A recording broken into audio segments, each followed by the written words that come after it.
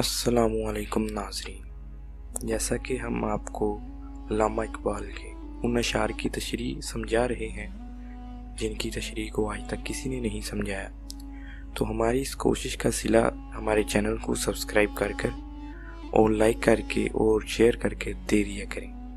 تو بنا دیری کیے ہم ویڈیو کو سٹارٹ کرتے ہیں۔ جہاں جہاں علامہ اقبال کے بڑے آسان اشعار آتے ہیں وہیں کچھ تشریح سمجھاتے ہیں یہ شعر بہت اچھا ہے، تو کمنٹ میں کچھ بھی لکھنے سے پہلے اگر آپ جانتے ہیں یہ شعر کس کا ہے تو ہمیں بھی آگاہ کر دیجیے گا۔ اس شعر کو مکمل سمجھنے کے لیے ویڈیو کا مکمل دیکھنا لازمی ہے، تو آپ سے گزارش ہے کہ ویڈیو کو لازمی مکمل دیکھیں۔ تو اب ہم اس شعر کی جانب چلتے ہیں جو کہ خطرناک شعر مانا جاتا ہے۔ شعر اس طرح ہے کہ بہت دکھ ہوا مسجد ویراں کو دیکھ کر، بہت دکھ ہوا مسجد ویراں کو دیکھ کر کہ میری طرح خدا کا بھی خانہ خراب ہے۔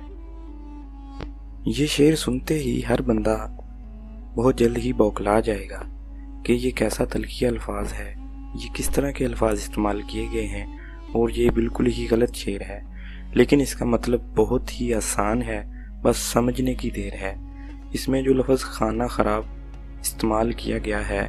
وہ لفظ جو خانہ ہے وہ فارسی زبان کا لفظ ہے جس کا مطلب ہے گھر۔ اس میں نعوذ باللہ یہ نہیں کہا گیا کہ خدا کا بھی دماغ خراب ہے، استغفر اللہ، حالانکہ اس میں یہ بتانے کی کوشش کی گئی ہے کہ جس طرح میرا گھر ویران ہے، میرے گھر میں کوئی آتا جاتا نہیں ہے، اسی طرح اللہ تعالیٰ کا گھر یعنی مسجد ہے، وہاں بھی کوئی مسلمان نہیں جاتا نماز پڑھنے کے لیے۔ یعنی کہ جس طرح میرا گھر خراب ہے نا، میرے گھر میں کوئی آتا نہیں ہے، اسی طرح مسلمانوں کی حالت کو مد نظر رکھتے ہوئے یہ فرمایا گیا ہے کہ خدا کے گھر میں بھی جاؤ، خدا کے گھر میں بھی جاؤ، نماز ادا کرو، کیونکہ نماز کوئی نہیں پڑھ رہا اس وقت، مسلمانوں کی یہ حالت ہے۔ تو اس حالت کو مد نظر رکھتے ہوئے یہ شعر لکھا گیا ہے کہ میری طرح خدا کا بھی خانہ خراب ہے، کہ میری طرح خدا کا بھی گھر خالی ہے،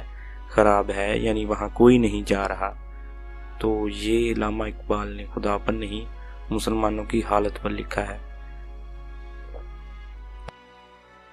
اور دوسرا مطلب اس کا یہ نکلتا ہے کہ میرے دل کو بہت دکھ پہنچتا ہے جب میں مسجد کو خالی دیکھتا ہوں، حالانکہ 5 وقت نماز فرض ہے اور مسلمانوں سے مسجد کو بھری ہونا چاہیے۔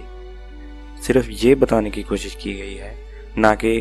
اللہ تعالیٰ پر کوئی ہٹ کیا گیا ہے یا اللہ تعالیٰ کو برا بھلا کہا گیا ہے۔ تو امید ہے کہ آپ کو یہ ویڈیو سمجھ میں آ گئی ہوگی اور یہ شعر کی تشریح بھی سمجھ میں آ گئی ہوگی،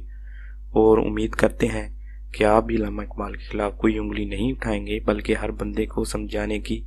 کوشش کریں گے۔ ویسے اگر چاہیں تو اس پر گھنٹوں کی ویڈیو بن سکتی ہے اور تشریح کی جا سکتی ہے، مگر ہمارا مقصد صرف آپ کو ترجمہ آسان الفاظ میں سمجھانا ہے، نہ کہ آپ کو اور ہی الجھن میں ڈالنا۔ تو امید کرتے ہیں آپ کو سمجھ آ گئی ہوگی، اور میں آپ سے گزارش کروں گا کہ ہمارے اس چینل کو سبسکرائب کر کے بیل آئیکن کو پریس کیا کریں۔ ہم اسی طرح کے اشعار کی تشریح لاتے رہتے ہیں۔